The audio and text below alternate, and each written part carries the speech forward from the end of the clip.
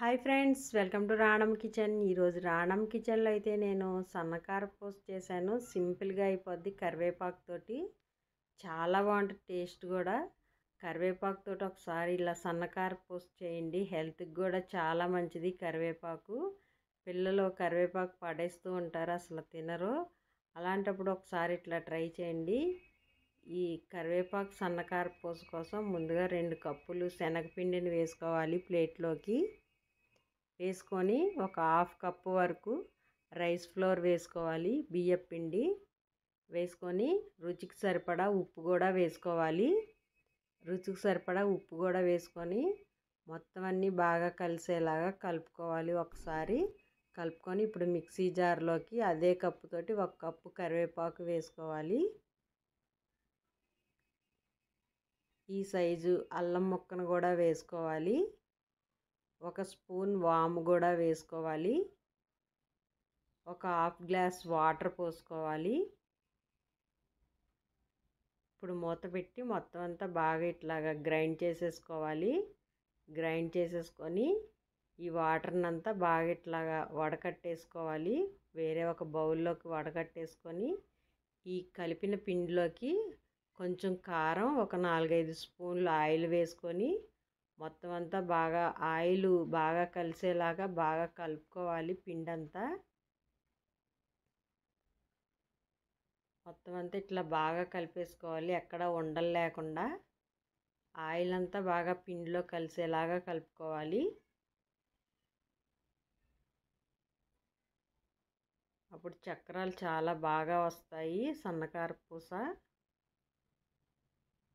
ఇప్పుడు మనం ఈ గ్రైండ్ చేసుకున్న ఈ కరివేపాకు వాటర్ని కూడా పిండిలోకి వేసేసుకొని మళ్ళీ ఒకసారి మొత్తం అంతా బాగా కలుపుకోవాలి.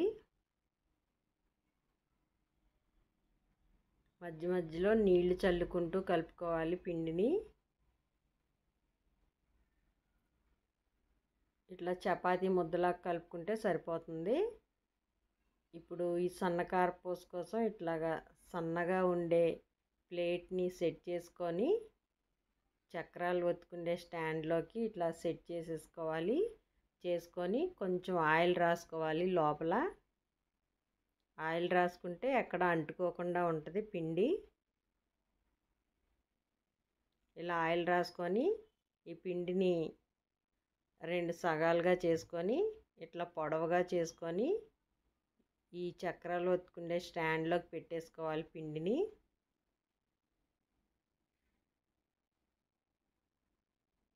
ఇలా పెట్టేసుకొని పైన మూతని సెట్ చేసేసుకోవాలి. మూతని కొంచెం టైట్గా సెట్ చేసేసుకోవాలి. చేసేసుకొని ఇప్పుడు ముందుగానే ఆయిల్ బాగా వేడెక్కుంది, ఆయిల్లోకి వేసేసుకోవాలి. ఇలా ఆయిల్లోకి వేసుకొని మంటను మీడియంలోకి పెట్టుకోవాలి. మీడియంలోకి పెట్టుకొని 2 వైపులా బాగా ఫ్రై చేసుకోవాలి ఆయిల్లోకి.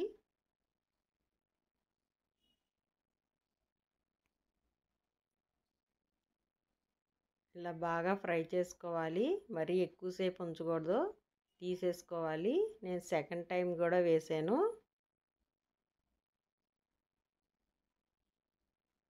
సెకండ్ టైం కూడా అయిపోయింది. ఇట్లా 2 వైపులా మార్చుకుంటూ బాగా ఫ్రై చేసుకోవాలి. ఇలా బాగా ఫ్రై అయిపోయిన తర్వాత ఇలా ప్లేట్లోకి వేసేసుకొని పెట్టుకోవాలి. ఇంతే, ఇలా సింపుల్గా ఇట్లా చేసుకోండి కరివేపాకుతోటి. చాలా బాగుంటుంది టేస్ట్ అయితే. తప్పకుండా ట్రై చేసి ఎట్లుందో కామెంట్ సెక్షన్లో పెట్టండి. సమ్మర్ కదా, పిల్లలు ఇంటి దగ్గరే ఉంటారు. ఇట్లా సింపుల్గా అయిపోయి చేసి పెట్టండి. Thank you. వీడియో నచ్చితే తప్పకుండా లైక్ ఇవ్వడం మర్చిపోకండి. కొత్త వాళ్ళు ఎవరన్నా ఛానల్ చూస్తే రాణం కిచెన్ సబ్స్క్రైబ్ చేసుకోండి.